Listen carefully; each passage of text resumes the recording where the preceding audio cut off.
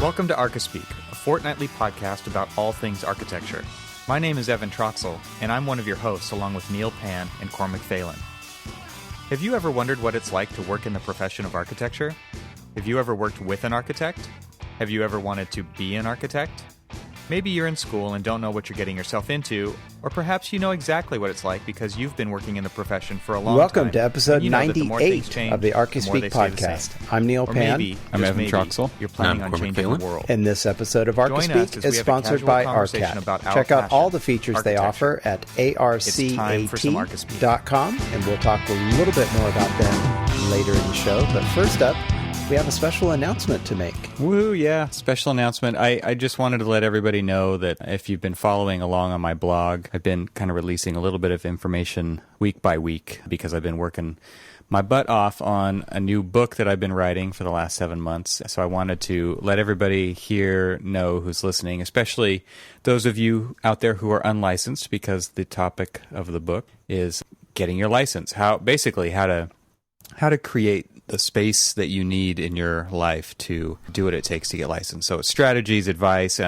Many of you know, who've been listening to the podcast for the past few years that I got licensed in 2014. So I basically went through the whole process while we've recorded this podcast. And while we didn't talk about it a whole lot, it came up a few times. And so there's just a lot of good information in there. I'm a dad. I've got 4 kids and a podcast and a career, and I like to go outdoors and do all kinds of stuff. So how do you create the time that is required to pull off such a thing? And then also for just students who are going to graduate and get their license after that, what does it take? What do you need to expect? What's it like?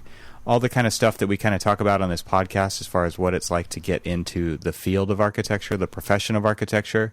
This is that type of information, but for licensure specifically. So if you want to know more about that, I'll give you a website address that you can go to and just sign up to get notified when it's ready, so then you can check it out. And that is arehacks.com. And if you go to that website, you can just sign up to be notified when the book becomes available. And that's it. I just wanted to let everybody know. Thanks for giving me a minute to share that, guys. And I've read probably about 40 pages of it so far, and it's going to be useful. It's going to be, it's like, wait, I've made that excuse. Whoa, this is ways to get around all of that. So I'm looking forward to finishing the book and also finishing other things. And, hitting a little close to home there, Cormac? Yeah. It's making me realize how bullshit some of my excuses really are. It's like, which is good, which is needed. Anyway. Wow. Well, it sounds like a great book, Evan. Congratulations on doing it and getting very close to the finish line here. We're real proud of you. It's been a labor of love. It's definitely tons and tons of effort to write a book. I've never written a book before, and so this is one of those things that I've always been interested in trying to figure out. And so once I dove into it, it's been an enjoyable process. It's also been difficult and challenging and all those things. So it's really stretched me in a lot of ways to become a better writer and editor and all that kind of stuff. So it's completely self-published, completely every single aspect of it I've really taken on.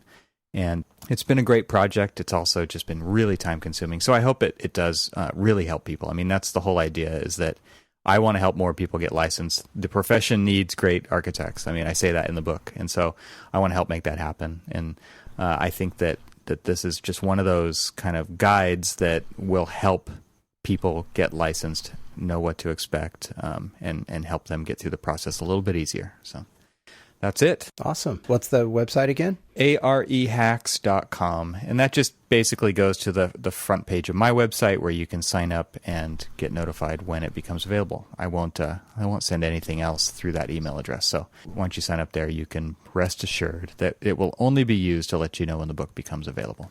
Awesome. Yeah, thanks. So you had a great topic I think we wanted to dive into tonight. You want to explain to everybody what that was? Yeah, so I guess that one of the things that I've always been interested in, there's actually 2 aspects to, I guess, the natural process that people go through, and we'll talk about one of them tonight. The first one that we're not going to talk about is just the transitions between high school or junior college and a university going into an architecture program and kind of what that's like, the kind of shell shock of that. It hits close to home for me because I have a son who just started high school, and tonight he was just like, man, high school's hard, Dad. Yeah. So it was one of those things where I said, yeah, and it only gets harder. So it's one of those transition period in the life of an architect, and that one's interesting. But the other one that I want to talk about tonight is really the second one, which is the transition from the studio environment to the office environment. And so we talked a little bit in one of the last 2 episodes, I can't remember which one, about... Last episode was talking about going back to school. Yeah, back to school, like how to survive school, right? So we talked a little bit about that, but I think that there's some things here that we could probably get into about what to expect when we talked about how to work in different size offices, and we all work in kind of similar sized offices, I guess. We're all in medium-sized firms, I would say, right? Yeah.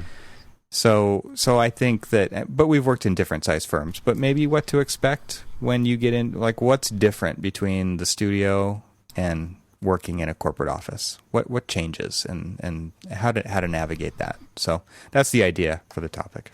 One of the difficult things when you go from the studio environment to the office environment, at least for me, was the fact that, there's the basic things, right? You have to show up at a certain time, or there's an expectation of time you have to be there, time you leave, and also to maybe what you're wearing, right? There's like an office dress code. You're not showing up in your PJs and flip-flops or, whatever you're in studio in.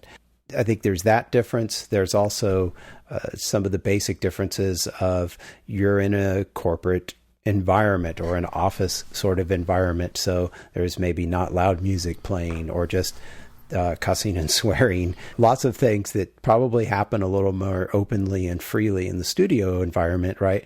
That doesn't happen in the corporate environment. So I think there's a bit of a expectation change, and it may be, I think one of the things you had listed was cubicles, or the subtitle kind of cubicles and efficiency versus creativity and art, because there is that sense of you're so creative because you're so much more free in a studio environment, and that can be, the dress and ability to go in and out whenever you want, other than, say during studio time when your professor's there.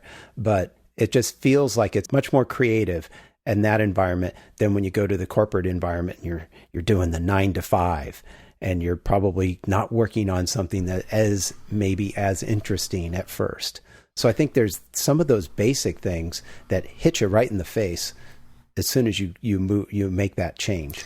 And that's actually probably one of the hardest adjustments of really any adjustment, is that the rigor of the 9 to 5, because as we all know, and I'm pretty sure your studio is just like my studio was, is that you did have that freedom. You did come in, maybe I feel like I should go out drinking for a little while and then come back and work in the middle of the night instead of, and you don't really have those kind of like freedoms to do that kind of stuff when you're in the studio. I mean, when you're, out in the real world, because projects actually have, even though there are similarities that projects in studio do demand, very much a similar rigor, you don't take it as serious. There doesn't feel like there's any consequences to it. But when you're in the real world, and I don't want to make it sound like the studio's not the real world, but when you're doing the 9 to 5 job and you're punching in and you're doing what you need to do to get a actual building built, people aren't really ready for that transition. And that's something that we've talked about in the past, about this disconnect between the studios or architecture school in general and the profession, is how much does it really prepare students for becoming a working professional? Well, let's not talk about all the negative things here. Let's talk about one of the positive things. Studio environment. You're paying to be there, right? And suddenly, in the corporate environment, you're getting the positive side is, I see where you're going. The positive side is you're in the corporate environment. You're actually getting paid to be there, which is kind of cool, actually. To me, that's something that is a positive, right, of moving from school to profession. You're actually going to, you're you're making money, and you're furthering your career, right? The studio environment is that first step, and now you're making the next step. So there's some positives too. I think there's an important distinction in there to just kind of build on what you just said too, is you're building your career. And one thing I think to realize early on when you go to work for an office is that the more you're willing to invest in yourself, or to get other people to, maybe you can convince other people to invest in you and advocate for you, the better the entity will do. And I think that is a disconnected thought for most people. Most people go and work in an office, and they do what they're told, and they show up on time, and they leave on time, and they do what they need to do during the hours of the day. But what I think really successful people do when they go to work for an office is they identify where holes are in themselves or in the company, and they try to find ways to fill those holes, to do things better, for instance. And when you figure out what those things are, you are making yourself better, but you're also making the company better. And those are the types of things that really make a difference. And those aren't, I guess we kind of feel like that when we're in school, right? We want to do well on our projects when we're in school, but we're not doing it for the betterment of the school, right? It's very selfish. You're trying to get a good grade. Right, you're trying to do well in studio. You're maybe trying to win some design award or whatever. But it's very personal. When you go to work for a company, all of a sudden, it's very important, I think, to realize, depending on the company you go work for, but I think this is a general statement that holds pretty true, is you are part of a team, and the team does better if you help the team, right? And so I think it's hard for a lot of architects or architecture students who, what's the right word? When you are basically matriculating into the career field, to shift from that very personal, selfish, in podcasting quotes, view, and switch that over to you are there to help the endeavor do better, right? You are part of a team. You're all in it together. And I mean, we struggle with this. The big global we as architects struggle with this because there's still a lot of people in the firm who are advanced in their age who are still really selfish, and they want to shine above everybody else. And I think it does a disservice to the whole company because they are not mentoring students, they're not mentoring interns or younger people in the firm, because they don't want to spend their time on that. They want to spend their time developing contacts and bringing in business and making themselves look good. And I think that just does a disservice to the whole company. So if you can take on the viewpoint of you are there to help everybody do better, and if you're working at a place where people really feel like that, I think that is definitely something to look out for, because that kind of well-oiled machine aspect to the whole thing really goes a long way, and morale is higher, and people seem to do better in those kinds of environments. Hey, Evan, I wanted to ask you, because part of your subtitle here was cubicles and efficiency versus creativity and art.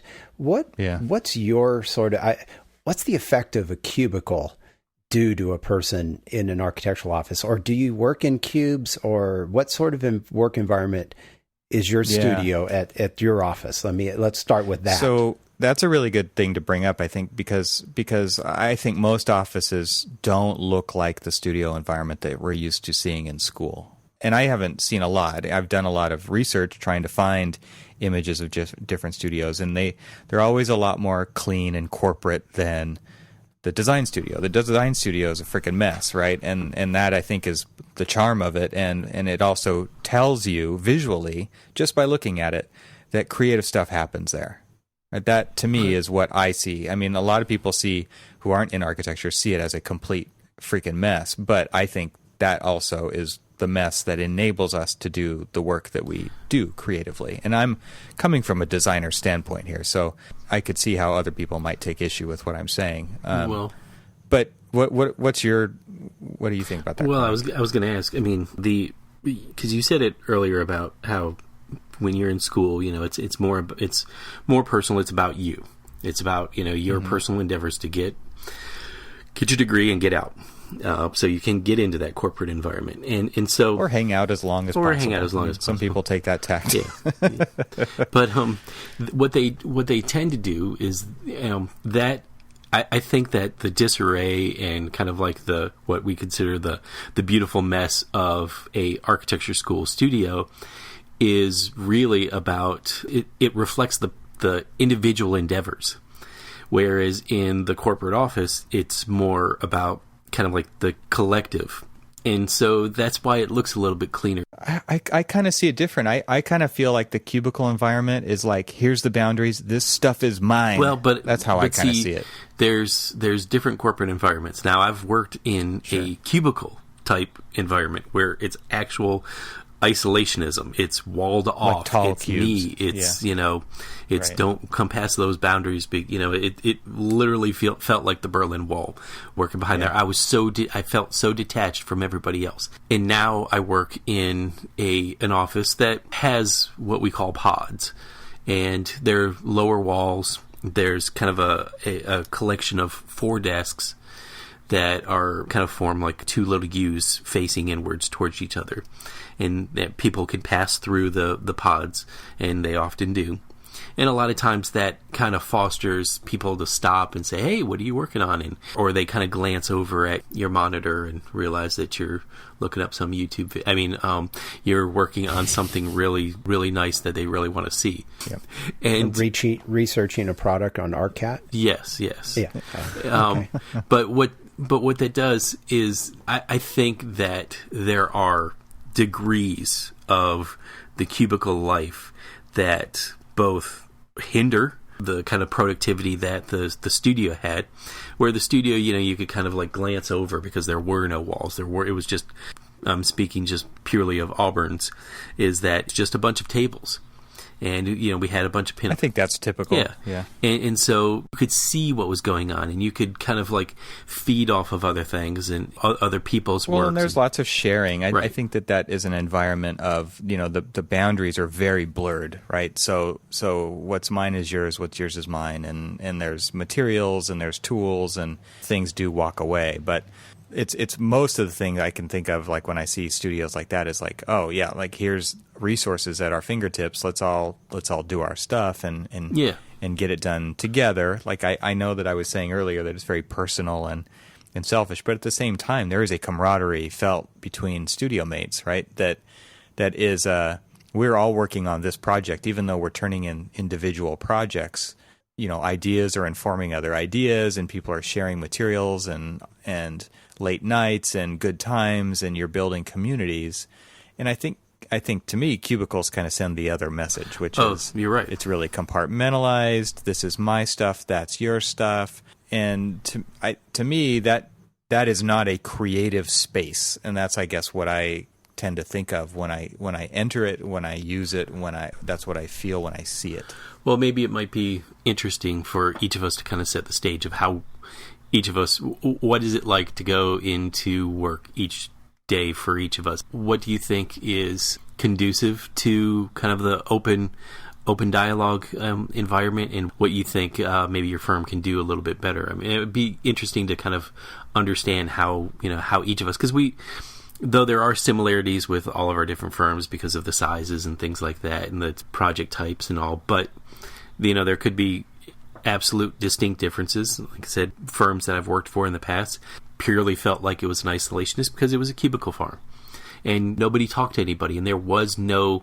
as bad as it sounds, I mean, you could tell in their work that it wasn't a collaborative environment. And I'm curious, how can you tell in your work, or how can you tell in your environments that you're either successful or failing at kind of this open dialogue or this open collaboration? Well, I actually, before we go there, I just have a quick question. And Evan, I know you've taught more recently in schools than I've been visiting any studios, but how has the computer changed? First off, how has the computer changed the studio environment? What I'm curious to know is, has the computer created a little bit more of a isolated environment in the studio which is a little different than the very much messy, collaborative environment you just described, which was desks and everything is open. And at least from my perspective, now, when I was in school, yes, Cormac, cue the old jokes, we didn't have computers in the studio. Me? Make fun of you? Yeah, exactly. Yeah, make fun of me. Anyway, we didn't have computers in the studio, right? So when everybody was working, now... Didn't have computers on the planet. I think you said last time they're like the size of a room. Yeah, I think so. We could check the tape on that. Check the tape. Get a playback. At Cal Poly in San Luis Obispo, we had the desks, and actually they were really nice. They would long before nowadays a lot of corporate offices get the standing desks. They go up and down. We had they were all standing back then. Well, no, actually we had chairs desks weren't invented. Oh my God! Really? Anyway, Quit interrupting me. This is a pain in the ass to edit.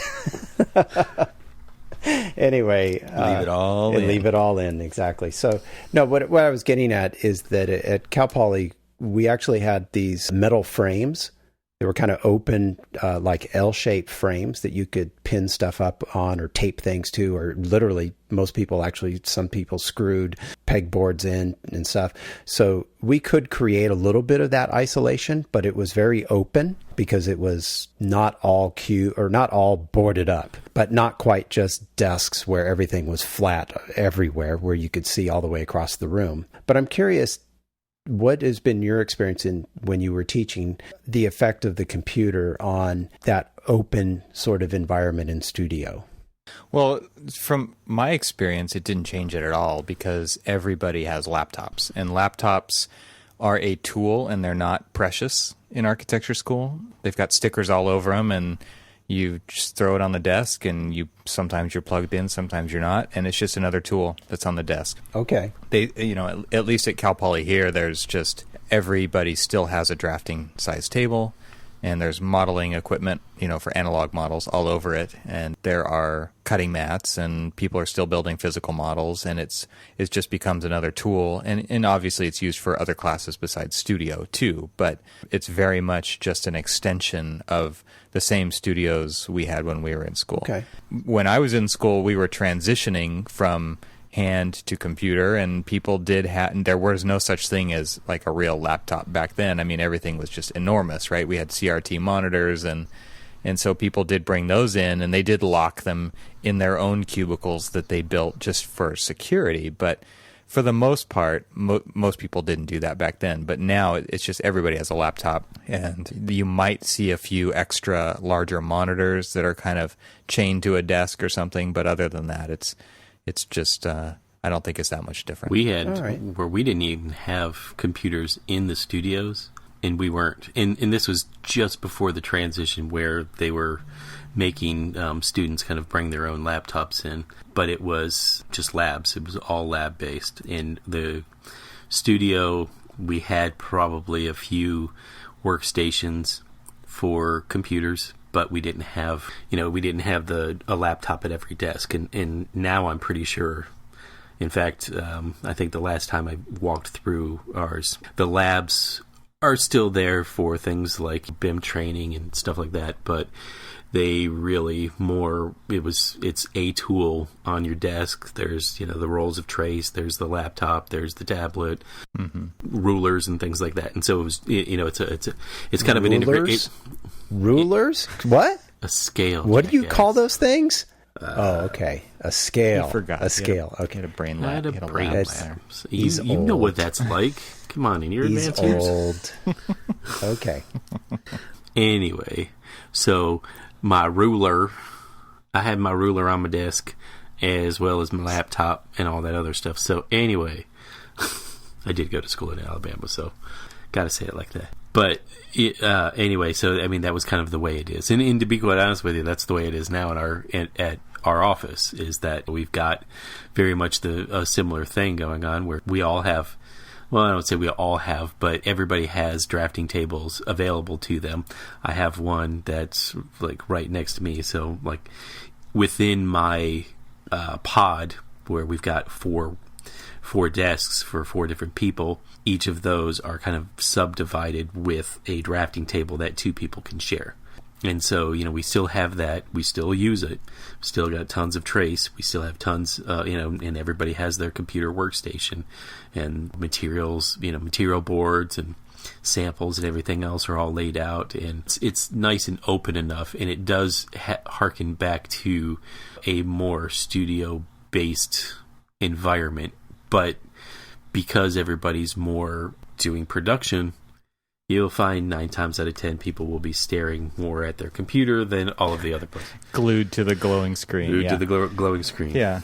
And I think that's the big difference between what the work environment is and stuff, where it changes from the always on the go kind of, we're designing and we're doing more analog type stuff. It's on the trace, it's on this, it's on that. Maybe I'll integrate and stop a little bit and do a little bit of photoshopping and stuff like that. But then I keep jumping back and forth between things, and I guess in a way that's sort of the same thing as what we do every day, right?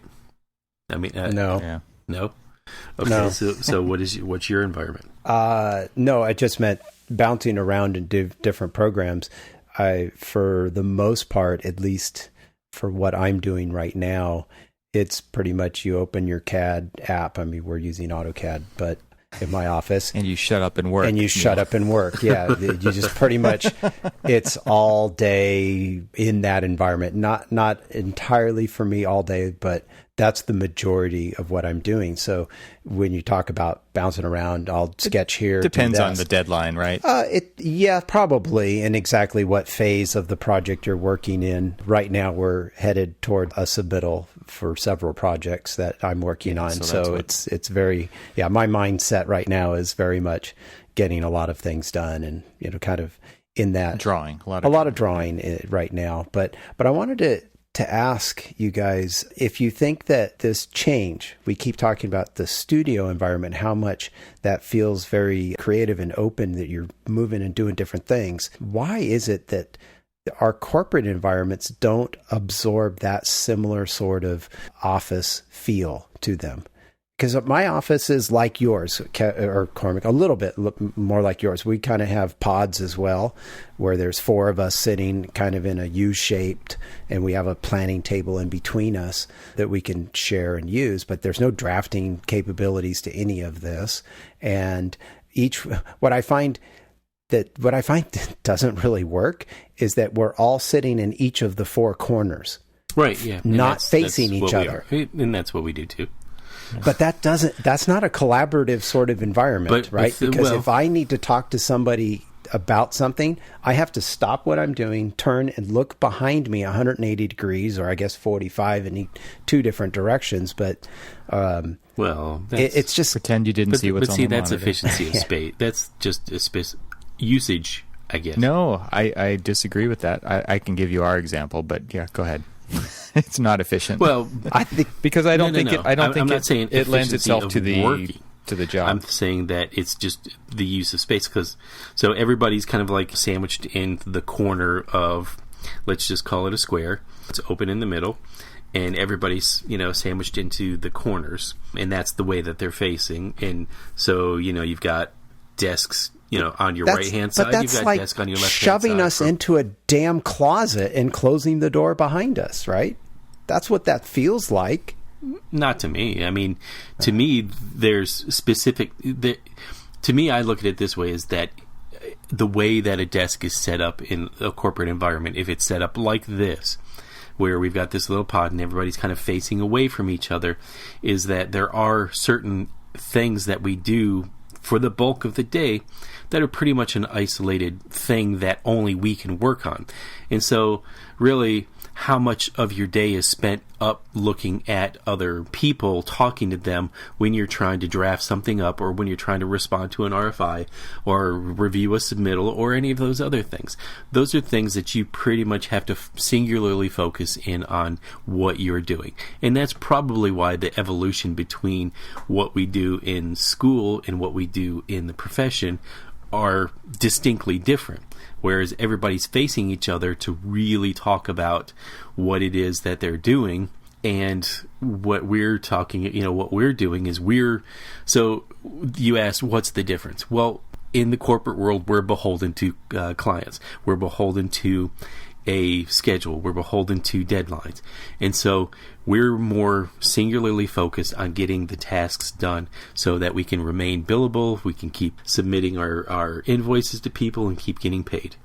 And wait a minute. You just said beholden to schedule, clients, and I forget the milestones. And milestones. Yeah, you're beholden to all of those in studio, no matter right? What, you got no matter which you got your direction teacher, you have your deadline and your schedule. You have all those same things in studio. I totally, yeah. The labor laws have completely screwed all this up. I mean, that to me is one of the worst things that could happen to a creative field like this. But I can go into that more in a minute. But finish what you were going to say, Cormac. I'm stuck now on the labor laws have destroyed creativity. No, you got to show up in this time. You got to leave at that time. You have to be creative during the day. You can't be creative after work because we're not paying you for that. There's all kinds of things like that just don't work at all. But nobody's willing to actually rethink again. That stuff. It's because we're beholden to clients.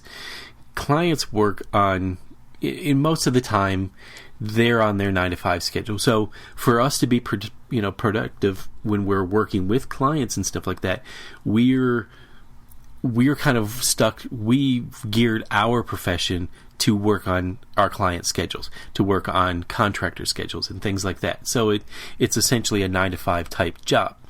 We've always felt like, we're productive whenever we feel like we're productive. We are creative whenever we feel like we're creative. But that doesn't necessarily work with the schedules of the people that we're actually working for. Not our boss. I guess I'm not saying that. I'm not saying that I'm creative when I'm creative and you can't really control when that happens. Like, you actually get good at that by doing it, right? You actually do sit down and show up every day, and you don't have to wait until the inspiration strikes. And you're right, we do have to definitely work within all of it's a huge team, right? And everybody does have to have overlapping hours. But I don't think that we've really ever gone away from this tradition just because this is how we do it. I don't think it really has been rethought in a new way that because everything is so mobile and technology has allowed us to be untethered. This is one industry, architecture, that is so slow to adopt that kind of stuff that just because I have to work at the same hour doesn't mean I have to do it in the same chair every day. But we still have a very much an ass in seat mentality. Okay, so. And that could be a completely different topic all in its own right, because being mobile and having the ability to work in multiple places isn't essentially that a cubicle in its own right, because now you're taking yourself out of the collaborative or having the ability to have a collaborative environment, and the only collaboration that you really would be doing is in a digital format. You're not ass in seat looking at somebody else talking to them and really kind of reacting based off of that. Well, I'm pretty sure you don't believe that, right? I'm pretty sure that the face-to-face is really important to you. But all I'm saying, I guess, is a distinction based on something you said earlier, which is you are answering RFIs and you want to work a certain way at a certain time based on the task at hand. And so to me, and this is what I'll do our sponsor break here and then get into this, but we need flexible work environments that allow us to do different types of work in different types of scenarios, so that you're not, because sometimes you need to be collaborative. You do not need to be collaborative all the time. You're absolutely right. But we need office environments that enable that to happen, and a cube is not that thing. Right. That's where I'm going with that. I mean, it's we're starting to get into the nitty-gritty of this, but back to the original thing where we want to kind of lift the veil and say what it's like working in a corporate environment coming out of a architecture school. This is exactly the kind of stuff that people run up against, and it is shocking to the system to go from a studio environment to sitting in the same seat for the same hours every single day. And I think that's kind of the root of all this. And we all are still feeling this, even though we've been working in the field for a very long time. Because I think we still long for it. Totally right. That's exactly it. Let's take a quick break and we'll talk about ARCAT. ARCAT is our sponsor once again. Thank you, ARCAT. So we're all pretty busy, and sometimes we feel like we could use another hand to help out. Would you like someone to draw CAD details for you? Would you like someone to take those monotonous details off your plate? Would you like someone to create BIM objects or write specifications? And how would you like all of that done for free? ARCAT is your answer, and ARCAT has already done all this work for you. Search the ARCAT libraries for CAD, BIM, specs, catalogs, videos, and more. All this content created for you, free of charge and no registration required. So you can stop registering on sites for content. Just come to ARCAT and find what you need. ARCAT has created a website devoted to you, the building professional, to find product information fast and hassle-free. Check out ARCAT today at arcat.com. And don't forget, you can provide feedback on the site. This is something that they've asked us to let everybody know about. If you go to the website, you can click the button on the right side of every page and make suggestions to help make ARCAT better. So that's definitely something they're looking for. So use ARCAT, figure out what you need from them, and let them know. And thank you, ARCAT, for sponsoring this episode of Archispeak. All right, so jumping back into the conversation, I think something that we have something similar to what you guys have. We don't have these pods that everybody's kind of facing in four opposite directions, kind of like the compass, right? One person's facing north, one person's facing south, so everybody's back is to each other. And I've been to your office, Cormac. I know exactly what you're talking about. Ours is a little different. We have rows of cubicles, and everybody's kind of facing a different direction, so we don't have these clusters. But something that we identified maybe a year ago, and something that I don't know, I hate using this word, but I championed this idea to... there's some good corporate speak. Yeah. Let's do pods. And the reason we want to do pods is because we want the design team, the architecture team, to work on the project from beginning to end facing each other. And it was very important, based on all the research that I did and then thinking back to studio and looking at all this stuff, was that everybody needs to face each other and not be facing the opposite direction. And the reason for that was because you learn more. You get to hear their conversations because they're right there and they're talking in your direction. And I have to say, there's a lot of people who are like, this will never work. And I've done it on 2 projects myself, but we've done it on 4 or 5 projects now in our studio. And the reason we keep on doing it is because it keeps getting better and better. And the most interesting thing is you take people from different parts of the studio, they leave their desk for the duration of the project, and they go sit in the pod. And it was hard to get people to do that initially. It's very hard to get people to come out of their comfort zone, of their cube, and come work in a pod. And so a lot of times I was sitting in the pod by myself for 2 or 3 weeks, just inviting people to come, and nobody would come. Once they did come, they didn't want to leave, and we've had a lot of really good feedback, especially from people who you wouldn't have expected it from, who are people who are very introverted, because they tend to isolate themselves even more than the cubicle already does, or their headphones already do. And just naturally, they want to be in their own head, and they're very comfortable there, and they can figure things out, and they can crank on work. But they were put in this environment where they had to sit next to somebody. And so we have these 8-foot-long desks, and there's 2 people on this side, and then there's another 8-foot-long desk, and there's 2 people on the other side, and they're all facing each other.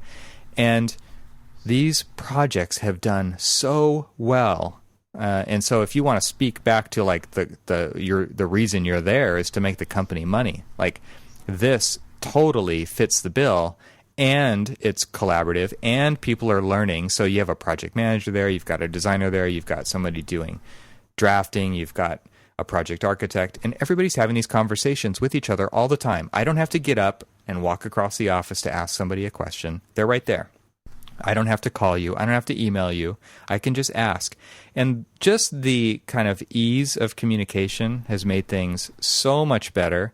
And the reason why I brought up just before the sponsor break there about having different work environments to enable you to work in different ways is important. And this is something we really haven't done yet, but we're working on. friend of mine and I are like redesigning the whole studio. But the idea is that, yeah, sometimes you have to go make a private phone call, right? Or sometimes you need to go have a private conversation with somebody, and you're not going to do that there. But for the most part, you can and you should, because especially with younger hires or, I don't know, employees, you want them to hear this stuff so they get the information firsthand. They're part and own the project because they hear all this stuff, and they know that they're just learning and soaking this stuff up from people who have been at the firm for much longer.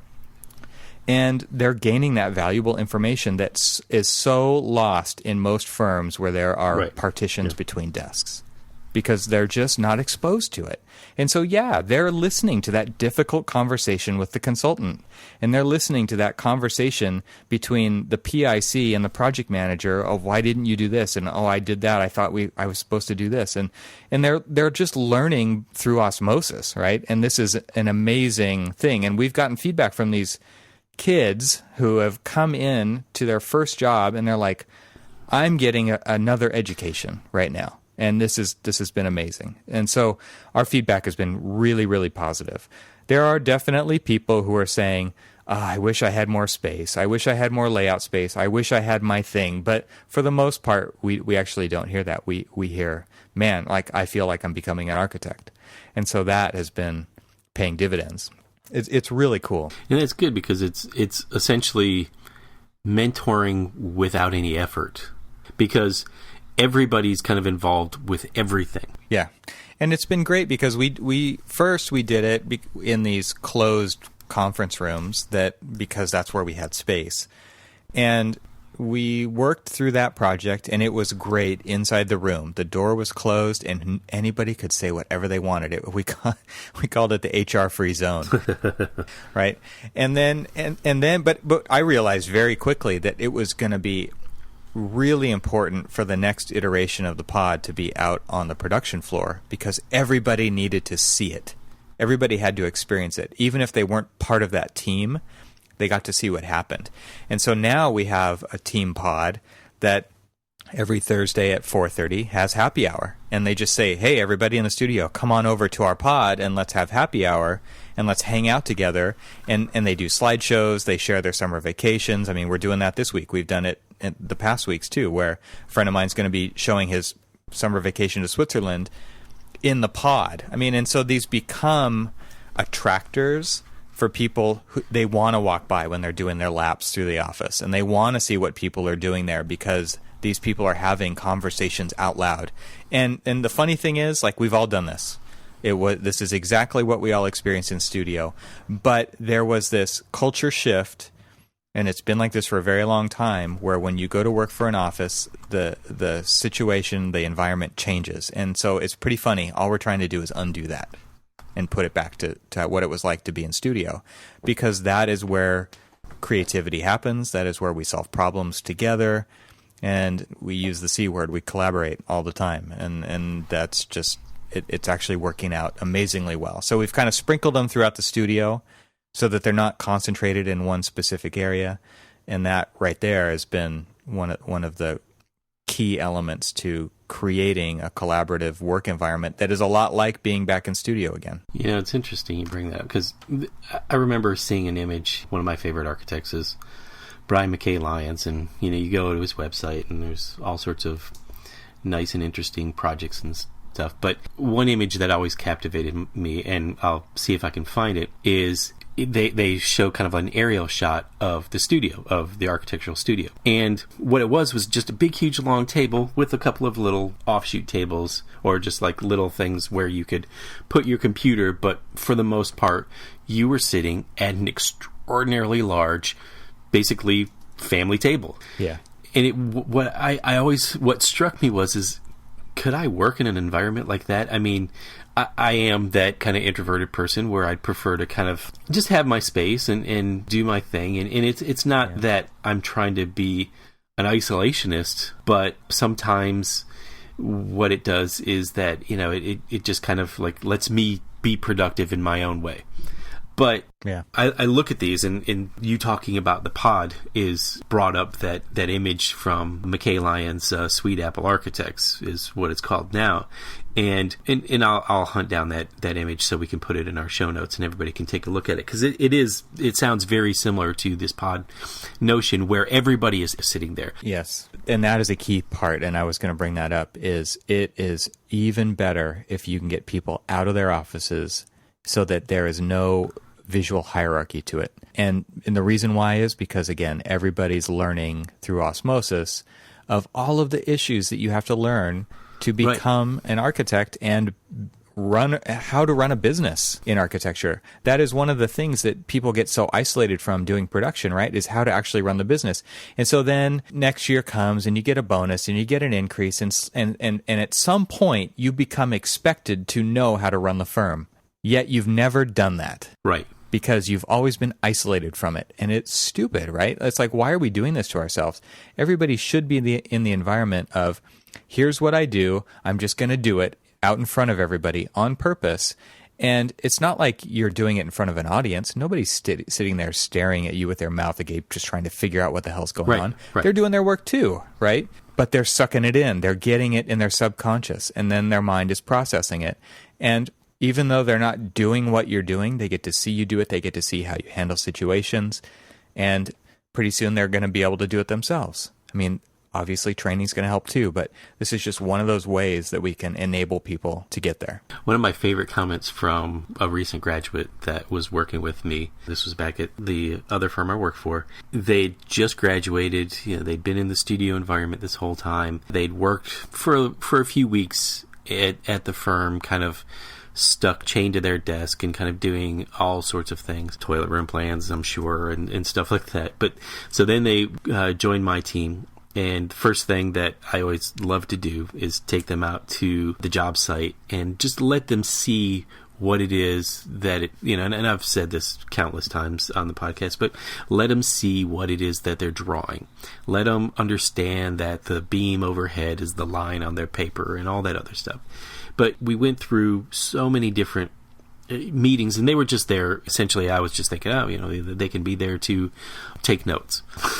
It's what we always tend to do with interns and stuff. Is that, you just take the meeting minutes. But what I realized then, and it helped kind of let me grow a little bit in a way that I could mentor, is exposing them to let them see everything, lift that veil, and let them see everything that we do. The good, the bad, the ugly. When we're sitting in a construction meeting, we're arguing with the client or the contractors or something about whether it's a change order or whether it's a change in a detail or whatever. And she said to me, she goes, I didn't realize that architecture was so much management. And it sort of is. It is very much management of all these different facets, but it's more in this particular case, it was just a management of exposure, getting them exposed to all of the different things. That's why I really like and am really interested to learn more about the kind of this pod concept, because if you're sitting at this family table and you've got the head of the table is the principal all the way down to the kids table where you've got interns and stuff and the folding card table. And where they put the crazy Uncle Neil. But I mean, really, Uncle Neil, why don't they let you sit at the table? Why don't they let you sit at the grown-ups table? Anyway, but I like it because everybody hears the conversations. Everybody sees what everybody else is doing. And maybe you don't always get a chance to see the principal as they're talking about or negotiating a contract. But how much of a valuable tool is that exposure, that simple exposure of overhearing it? You may not be able to write a proposal after you've listened to them, but you at least know some of the nuances of things that happen when you're exposed to it. Hell, I'm kind of excited. I'm awake now. So there's a couple other key components to it too that are just things that you should have there, I think. And this is stuff, again, that we had this stuff when we were in school too. But you need pinup space. You need a whiteboard. You could use a projector. Everybody can just gather around a monitor, no problem. But if you have a larger screen, that helps. But a whiteboard is pretty key, because if you want to draw a detail and have everybody, hey guys, let's solve this problem. Let's do it right here, analog, right? It's huge. It's you want to have lists of things that people need to take care of, put them on the whiteboard. The cool thing about that is everybody in the firm gets to see what you're working on and what he's working on and what she's working on. this is important information that gets conveyed that normally people stick on a sticky note and slap it on their monitor, right? But now it's up for everybody to see. So it's not simply that everybody is sitting there facing each other. And I totally think that there are lots of digital collaboration tools that allow this to happen remotely too. You know, we've talked about Slack before. We've talked about Evernote.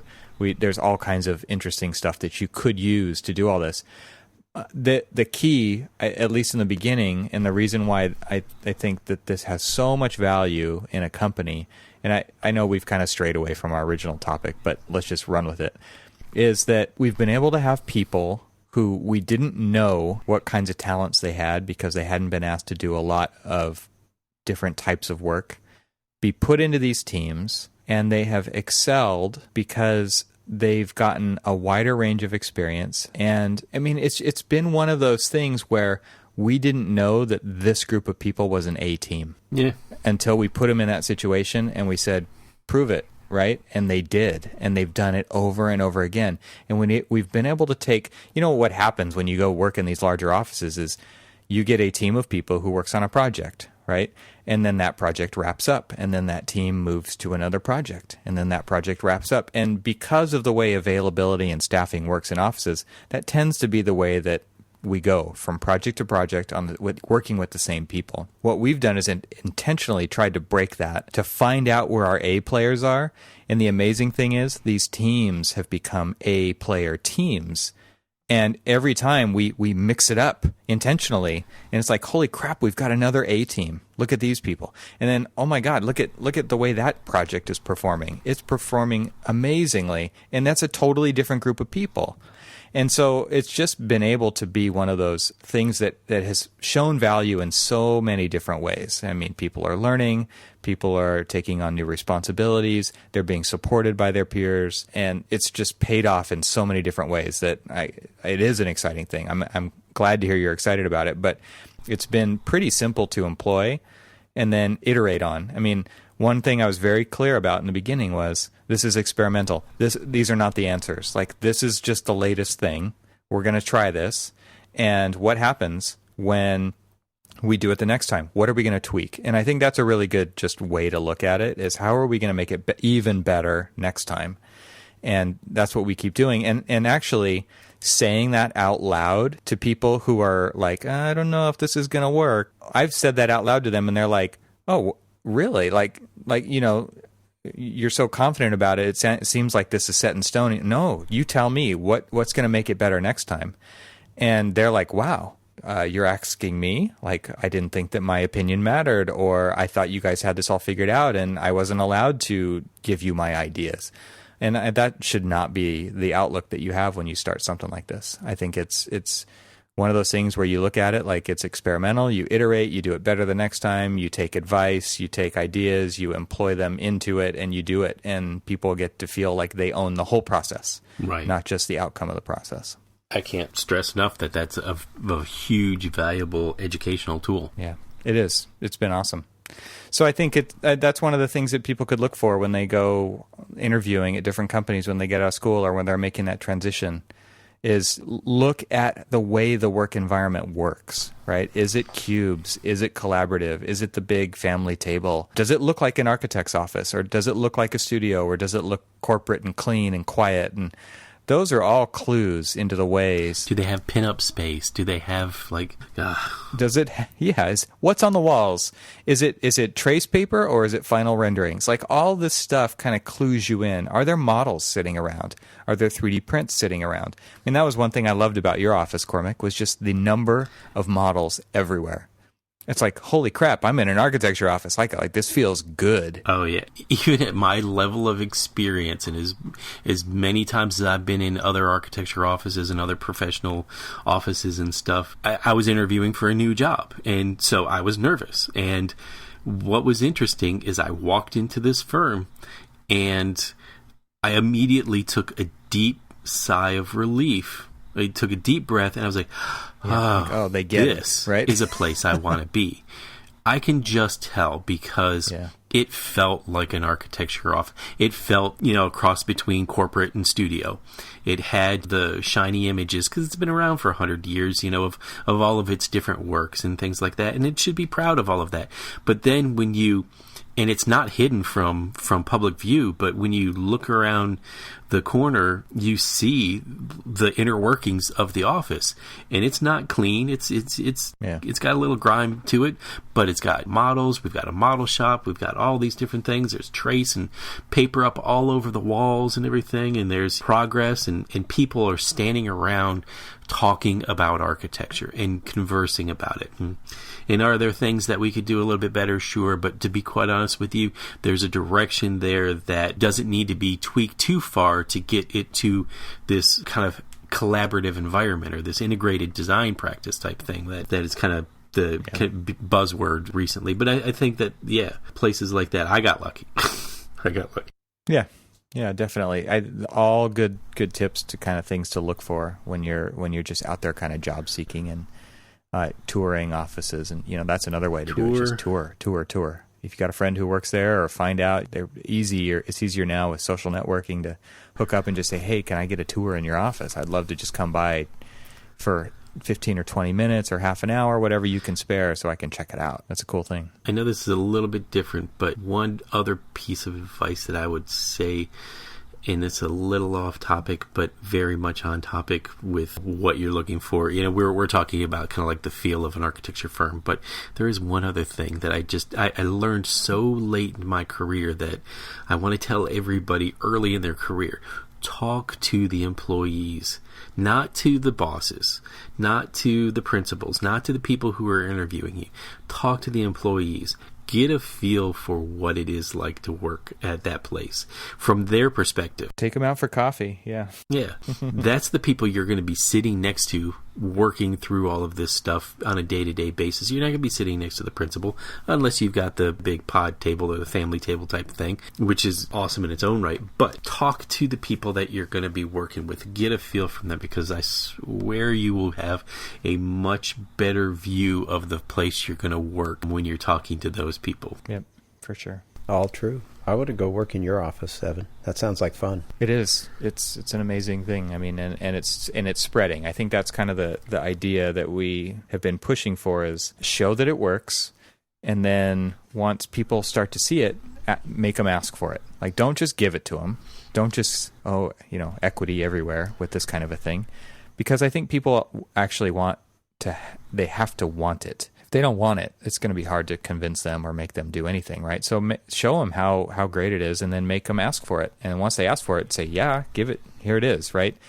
And then it spreads, and people have their own victories, and they have their own stories to tell that make it successful for them. It doesn't all have to be the same. So very, very worthwhile to start small and let it get bigger, organically. Yeah, that sounds fantastic. I'd really be curious for our listeners to actually chime in with us on this and let us know what their office environments are like, and if they're set up and they're utilizing this sort of pod environment, or if they're working in cubes. Let us know. I think it'd be quite interesting. So before we go here, let's give a quick shout out to ARCAT again. Thank you very much for sponsoring this episode. Check them out at arcat.com. That's arcat.com. And for our list to our catalog of episodes, visit our website at archispeakpodcast.com. At the site, you can also sign up for our newsletter that includes links to everything we mentioned in the episode. And between episodes, join in on the conversation by leaving comments at archispeakpodcast.com or on our Facebook page, or even through Twitter. We like interacting with the listeners. So links for all of those can be found by visiting the site at archispeakpodcast.com. And thanks for listening, everyone. Good night. Thanks. See you next time. Thank you. It's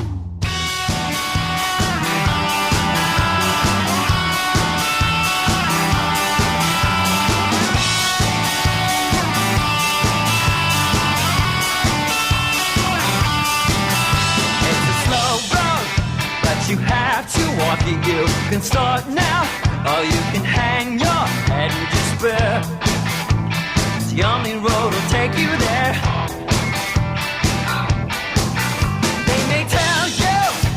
So never recover, baby. I've learned one thing or another about you.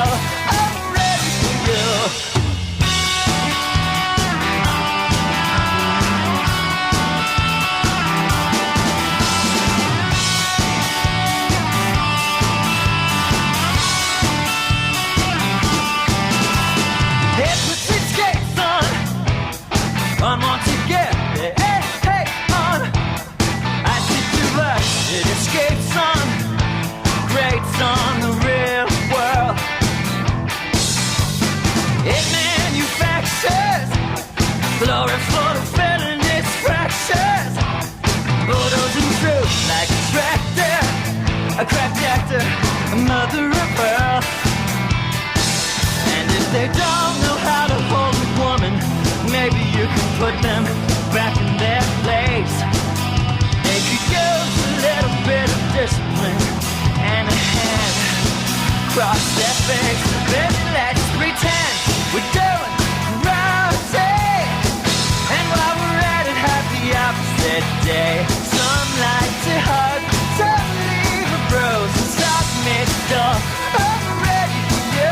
Let's pretend we're doing karate, and while we're at it, have the opposite day. Some like to hug, some leave a bruise, and stop mixed up. I'm ready for you.